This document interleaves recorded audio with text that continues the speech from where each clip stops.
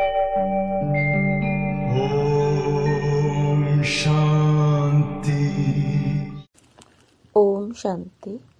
आज 3 जनवरी 2026 दिन शनिवार की साकार मुरली।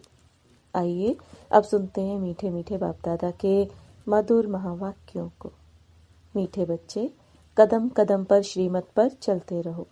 यह ब्रह्मा की मत है या शिव बाबा की, इसमें मूंझो नहीं। प्रश्न, अच्छी ब्रेन वाले बच्चे कौन सी गुह्य बात सहज ही समझ सकते हैं?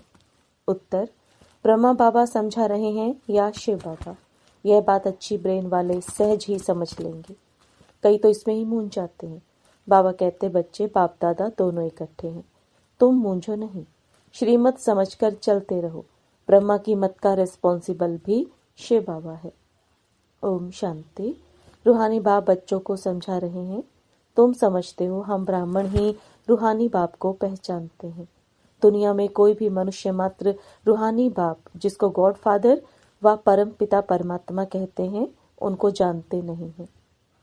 जब वह रूहानी बाप आए तभी रूहानी बच्चों को पहचान दे।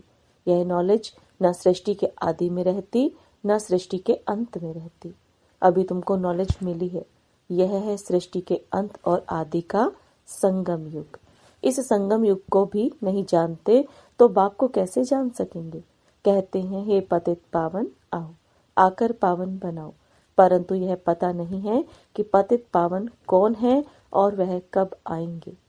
बाप कहते हैं, मैं जो हूँ जैसा हूँ मुझे कोई भी नहीं जानते। जब मैं आकर पहचान दूं तब मुझे जाने। मैं अपना और सृष्टि के आदि मध्य अंत का परिचय संगम युग पर एक ही बार आकर देता हूँ। कल्प बाद फिर से आता हूँ। तुमको जो समझाता हूँ वह प्राय लोप हो जाता है। सतयुग से लेकर कलयुग अंत तक कोई भी मनुष्य मात्र मुझ परम पिता परमात्मा को नहीं जानते हैं, ना ब्रह्मा विष्णु शंकर को जानते हैं। मुझे मनुष्य ही पुकारते हैं, ब्रह्मा विष्णु शंकर थोड़े ही पुकारते हैं। मनुष्य दुखी होते हैं तब पुकारते हैं। सूक्ष्म वतन की तो बात ही नहीं। रूहानी बाप आकर अपने रूहानी बच्चों अर्थात रूहों को बैठ समझाते हैं। अच्छा, रूहानी बाप का नाम क्या है? बाबा जिसको कहा जाता है जरूर कुछ नाम होना चाहिए। बरोबर नाम एक ही गाते हैं, शिव। यह नामी ग्रामी है, परंतु मनुष्यों ने अनेक नाम रख दिए हैं। भक्ति मार्ग में अपनी ही बुद्धि से यह लिंग रूप बना दिया है। नाम फिर भी शिव है। बाप कहते हैं, मैं एक बार आता हूँ, आकर मुक्ति जीवन मुक्ति का वर्षा देता हूँ। मनुष्य भल नाम लेते हैं मुक्ति धाम निर्वाण धाम, परंतु जानते कुछ नहीं है। न बाप को जानते हैं न देवताओं को जानते हैं। ये किसी को भी पता नहीं है बाप भारत में आकर कैसे राजधानी स्थापन करते हैं। शास्त्रों में भी ऐसी कोई बात नहीं है। परम पिता परमात्मा कैसे आकर आदि सनातन देवी देवता धर्म की स्थापना करते हैं। ऐसे नहीं सतयुग में देवताओं का ज्ञान था जो गुम हो गया। नहीं, अगर देवताओं में भी यह ज्ञान होता तो चलता आता। इस्लामी बौद्धि आदि जो हैं उन्हों का ज्ञान चलता आता है। सब जानते हैं यह ज्ञान प्रायलोप हो जाता है। मैं जब आता हूँ तो जो आत्माएं पतित बन राज्य गंवा बैठी हैं उन्हों को आकर फिर पावन बनाता हूँ। भारत में राज्य था, फिर गंवाया कैसे है वह भी किसी को पता नहीं। इसलिए बाप कहते हैं, बच्चों की कितनी तुच्छ बुद्धि बन गई है। मैं बच्चों को यह ज्ञान दे प्रारब्ध देता हूँ, फिर सभी भूल जाते हैं। कैसे बाप आया, कैसे बच्चों को शिक्षा दी, वह सब भूल जाते हैं। यह भी ड्रामा में नूंद है। बच्चों को विचार सागर मंथन करने की बड़ी बुद्धि चाहिए। बाप कहते हैं, यह जो शास्त्र आदि तुम पढ़ते आए हो यह सतयुग त्रेता में नहीं पढ़ते थे, वहां थे ही नहीं। तुम यह नॉलेज भूल जाते हो, फिर गीता आदि शास्त्र कहाँ से आया?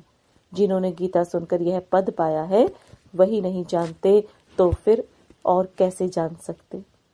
देवताएं भी जान नहीं सकते। हम मनुष्य से देवता कैसे बने? वह पुरुषार्थ का पाठ ही बंद हो गया। तुम्हारी प्रारब्ध शुरू हो गई, वहां यह नॉलेज हो कैसे सकती?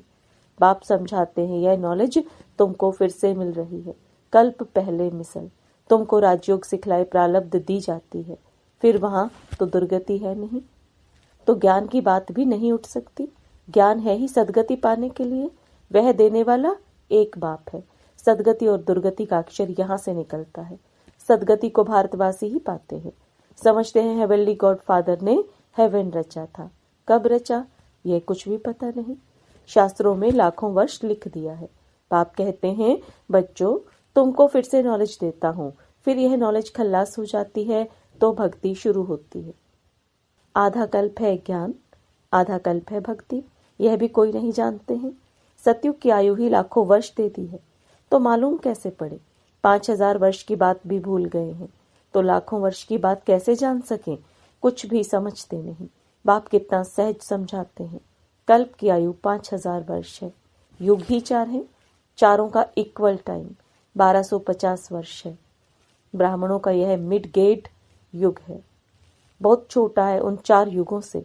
तो बाप भिन्न भिन्न रीति से नई नई पॉइंट्स सहज रीति बच्चों को समझाते रहते हैं। धारणा तुमको करनी है, मेहनत तुमको करनी है। ड्रामा अनुसार जो समझाता आया हूँ वह पाठ चला आता है। जो बताने का था वही आज बता रहा हूँ। इमर्ज होता रहता है, तुम सुनते जाते हो। तुमको ही धारण करना और कराना है। मुझे तो धारण नहीं करना है, तुमको सुनाता हूँ, धारणा कराता हूँ। हमारी आत्मा में पाठ है पतितों को पावन बनाने का। जो कल्प पहले समझाया था वही निकलता रहता है। मैं पहले से जानता नहीं था कि क्या सुनाऊंगा। भल इनकी सोल विचार सागर मंथन करती हो। यह विचार सागर मंथन कर सुनाते हैं या बाबा सुनाते हैं। यह बड़ी गुह्य बातें हैं, इसमें ब्रेन बड़ी अच्छी चाहिए। जो सर्विस में तत्पर होंगे उनका ही विचार सागर मंथन चलता होगा। वास्तव में कन्याएं बंधन मुक्त होती हैं।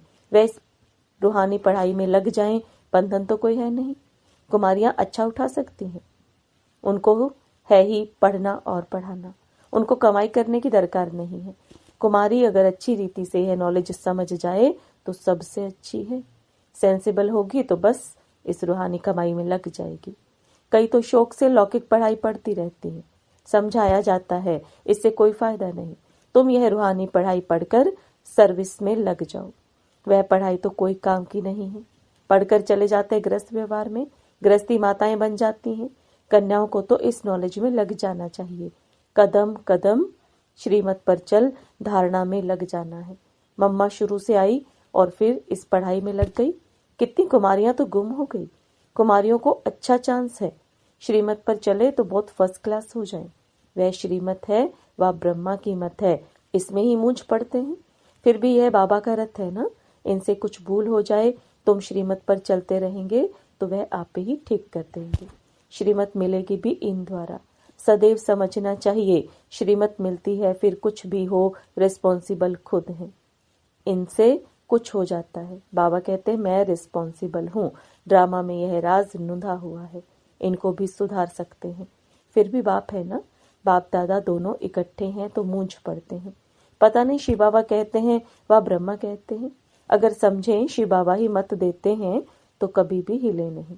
शिव बाबा जो समझाते हैं सो राइट ही है। तुम कहते हो बाबा आप ही हमारे बाप, टीचर, गुरु हो, तो श्रीमत पर चलना चाहिए ना। जो कहे उस पर चलो। हमेशा समझो शिव बाबा कहते हैं वह है कल्याणकारी, इनकी रिस्पॉन्सिबिलिटी भी उन पर है। उनका रथ है ना, मूंझते क्यों हो? पता नहीं है ब्रह्मा की राय है या शिव की? तुम क्यों नहीं समझते हो? शिव बाबा ही समझाते हैं। श्रीमत जो कहे सो करते रहो। दूसरे की मत पर तुम आते ही क्यों हो? श्रीमत पर चलने से कभी झुटका नहीं आएगा, परंतु चल नहीं सकते, मूंझ पड़ते हैं। बाबा कहते हैं तुम श्रीमत पर निश्चय रखो तो मैं रिस्पॉन्सिबल हूँ। तुम निश्चय ही नहीं रखते हो तो फिर मैं भी रिस्पॉन्सिबल नहीं। हमेशा समझो श्रीमत पर चलना ही है। वह जो कहे, चाहे प्यार करो चाहे मारो, उनके लिए गायन है। इसमें लात आदि मारने की तो बात नहीं है, परंतु किसी को निश्चय बैठना ही बड़ा मुश्किल है। निश्चय पूरा बैठ जाए तो कर्मातीत अवस्था हो जाए, लेकिन वह अवस्था आने में भी टाइम चाहिए। वह होगी अंत में। इसमें निश्चय बड़ा अडोल चाहिए। शिव बाबा से तो कोई भूल हो ना सके, इनसे हो सकती है। यह दोनों हैं इकट्ठे, परंतु तुमको निश्चय भी रखना है। शिव बाबा समझाते हैं उस पर हमको चलना पड़े तो बाबा की श्रीमत समझकर चलते चलो, तो उल्टा भी सुलटा हो जाएगा। कहाँ मिसअंडरस्टैंडिंग भी हो जाती है। शिव बाबा और ब्रह्मा बाबा की मुरली को भी बड़ा अच्छी रीति समझना है। बाबा ने कहा वह इसने कहा। ऐसे नहीं कि ब्रह्मा बोलते ही नहीं, परंतु बाबा ने समझाया है। अच्छा समझो, यह ब्रह्मा कुछ नहीं जानते, शिव बाबा ही सब कुछ सुनाते हैं। शिव बाबा के रथ को स्नान कराता हूँ, शिव बाबा के भंडारे की सर्विस करता हूँ, यह याद रहे तो भी बहुत अच्छा है।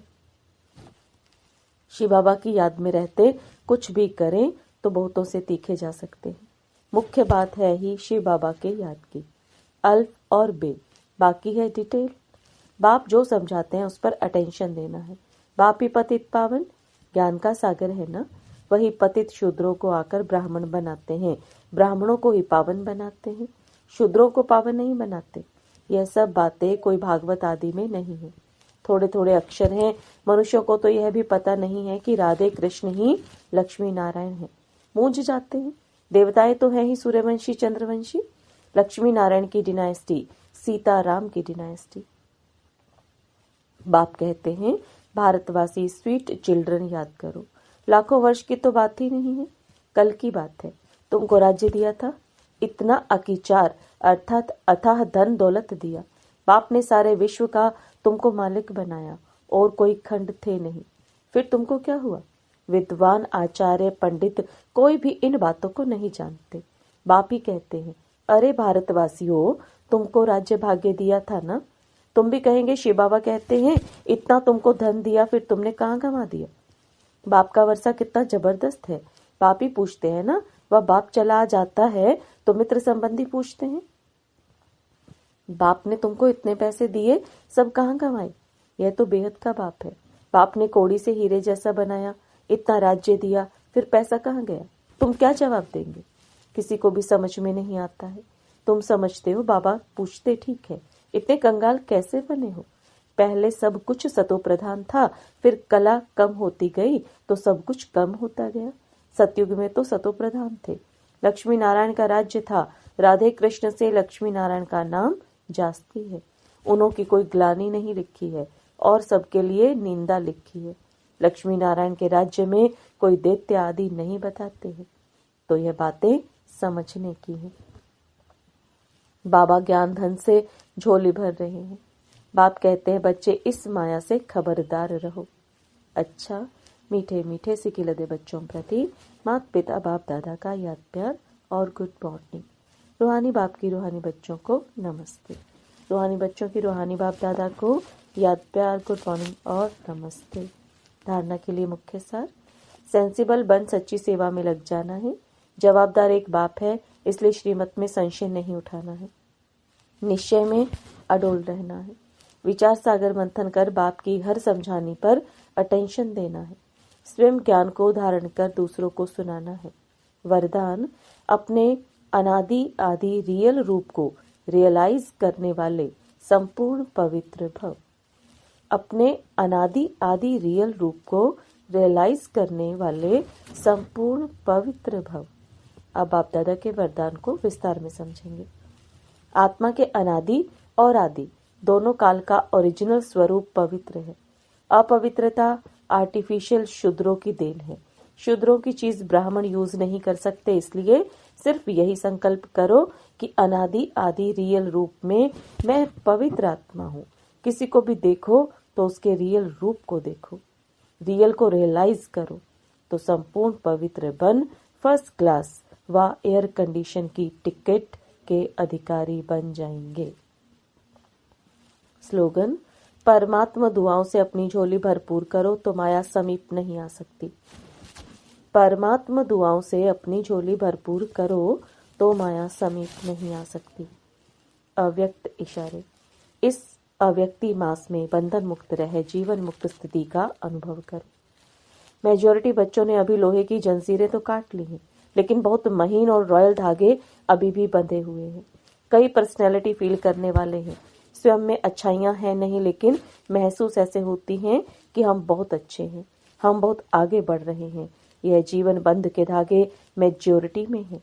बाप दादा अब इन धागों से भी मुक्त जीवन मुक्त देखना चाहते हैं।